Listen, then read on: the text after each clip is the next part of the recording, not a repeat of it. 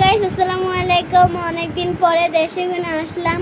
তো আসার পরে বাবা আমার জন্য ঝুড়ি ভরে কি বলে লিচু এনেছে। তো এখানে 100 লিচু আছে না, এর তো বেশি আছে না, অনেক লিচু। তো বাবা বলতেছে যে লিচু খাও। তো আমার তো অনেক ফেভারিট একটা ফল হচ্ছে লিচু। এটা আমার খুব একটা ফেভারিট লিচু। আমার হ্যাঁ, লিচু পাইলে কেউ লাগে না, কেউ আর লাগে না। শুধু লিচু পাইলে আমি সারাদিন লিচু খাই।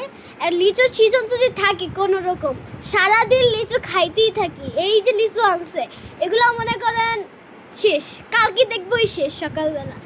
তো এগুলো হচ্ছে আমার বাবা যে জানে যে আমার মেয়ের খুব মানে লিচু পছন্দ। তো তো আনছে ঝুড়ি বলে আমি ঝরতেছে, বাবা আনছে আমি একমাত্র মেয়ে বলে কথা, তাই জন্য দেখেন কত সুন্দর। খাবার পছন্দের খাবারটা অবশ্যই আনবো। দেখেন গাইস, দেশে আসার পরে